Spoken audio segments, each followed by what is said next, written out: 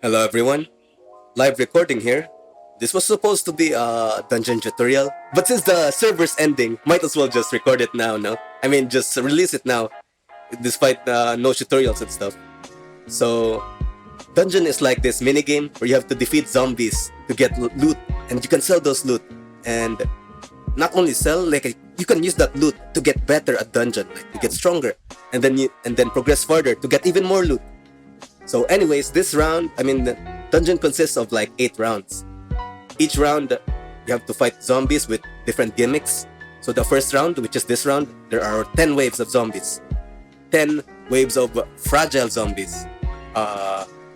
Fragile if you have the proper gear. Because if you start the game, like when I first started, I had a sharpness 5 sword and some like barely enchanted diamond armor. It's easy to get diamonds in the deck server. But it took me like 20 minutes. I didn't even finish the round. Like I gave up at the 20-minute mark. I kept running away from the zombies, and my hits were barely doing any damage. I could not kill one yeah, at a reasonable pace.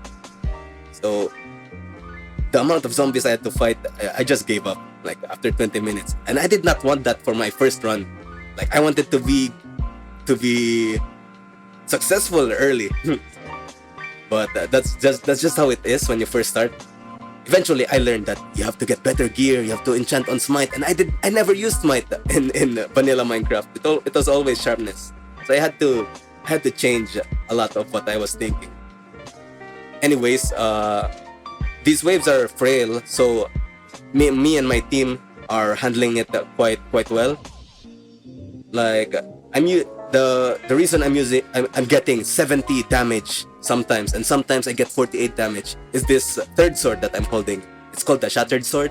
It has a ability that I can use every 30 seconds that can halve the health of a zombie. Like right here, yeah, I dealt 100 damage and 70 damage after. That 70 damage was the strength boost you get. You get a temporary strength boost. I think it's like double the strength. Because normally I do not really double, but I deal 48 damage on a normal crit, and then I dealt 72 on in an enhanced shattered crit. And you have to focus on using crits and sweeping edge strikes. When I first started, I was not familiar with 1.12.2 mechanics on PvP, so I was just spam clicking. I think if I had the damage indicator mod installed, all my damage numbers would be like 1-2 damage. So we're finishing up here. This is the wave 9, and we have a trick to end this round quickly. Like when wave 10 comes, I will click this diamond hoe and everything will disappear. This is the frozen staff. The frozen staff has this ability where you can clear a small area, or not really small, a medium-sized area, clear the weak zombies, and instantly. So if you do it at the end of the round, you can immediately end the round, which is great because in round 1 it takes so long for the for the round to end, because the waves don't end when you kill the zombies. It only ends when the time ends.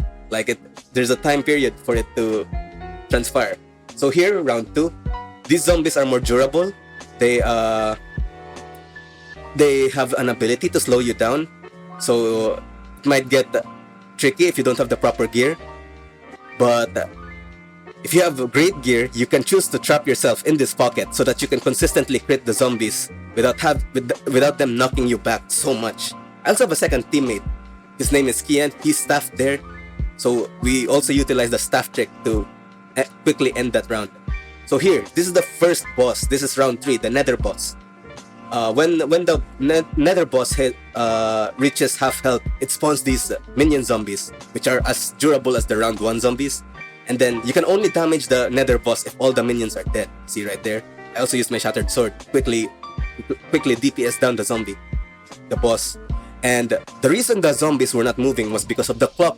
It has the ability to freeze zombies for like 10 seconds or so, like just enough time for us to kill the zombies without much harm to us and maximum damage to them, because they can't move. Next up is round 4. This is the frozen zombies. These zombies don't deal that much damage, but they're very tanky. They take so long to kill. So you have to really be on point with your crits. And I even use my shattered sword, which I normally reserve for bosses, on these zombies, because that's how durable they are. They're so tough. So we're finishing up here. 71, 8, 9, 10, 11, 12. 2 more zombies. Great. It's great to have teammates that are good at PvP, because they make this much more tolerable to complete every day, because you can do this every day. All right. Here I trap myself again, similar to round 2. I trap myself so that I can crit this zombie consistently. And round 5, these zombies deal a lot of damage. They're like as durable as a frozen zombie, but they deal like 70% of the damage of a boss. Like I take like the 2-3 hearts of damage every hit, and if you lag, they can quickly drain all your health if you're not aware, if you're not vigilant. Next up, it follows the same spawning principle from the round 1, where you have to wait for the next wave to come. So it's very important. You have to kill your zombie before that next wave comes, or else you might get overwhelmed. Because if 2 of these supercharged zombies damage you at the same time, you'll very quickly lose health. All right, we're at wave 4. At wave 4, I also activated my shattered sword, but I did not use the ability yet, because you have to left click the zombie with the shattered sword to utilize the ability. I'm saving it because if you do it early, you can recuperate your mana. Like I'm in 188 now. If I did it right now, if I did the shattered sword right now, I'd be at 150 mana. So I was able to save some mana there using that trick. Although right now, I should have shattered sword earlier because I was bleeding mana. I was not recuperating any, like missing value.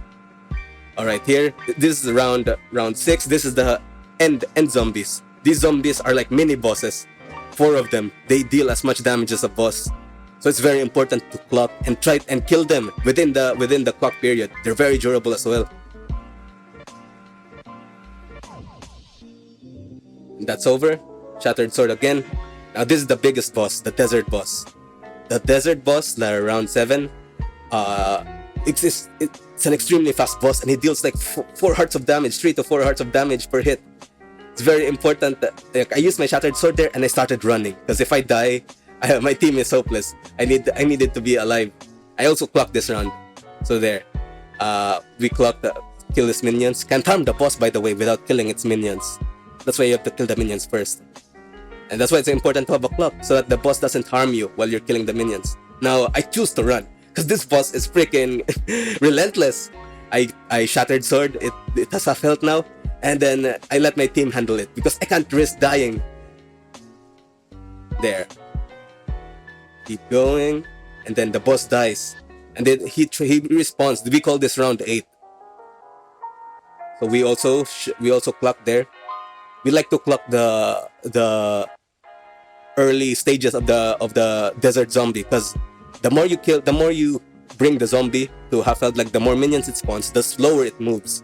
So you have to keep this zombie frozen while it's still fast. Like right now, it's moving much slower compared to previous incarnations. So I can comfortably kill the minions while evading the zombie with barely any care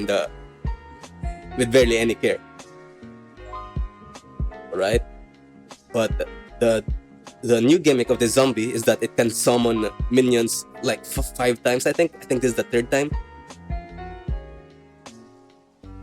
So DPSing this down, the bosses is now a non-factor.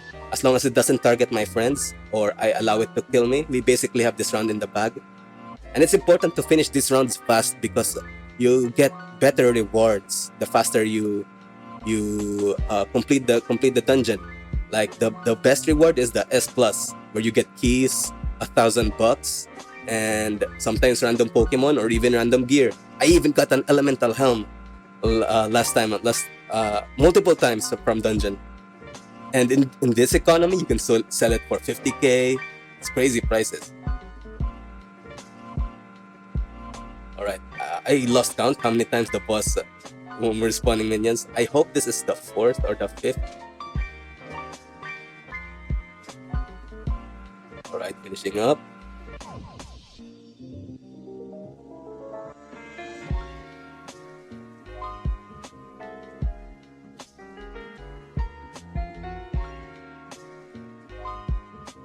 Okay.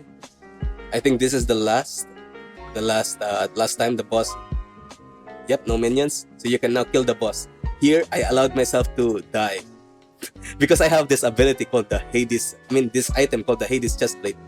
Allows me to get a totem effect. Right there. It's S plus. I got $1,000 and a random Pokemon Aura key and a Fallen Star. Fallen Stars are these keys that gives you like the dungeon items. Okay, that's all. Thanks for watching. Take care.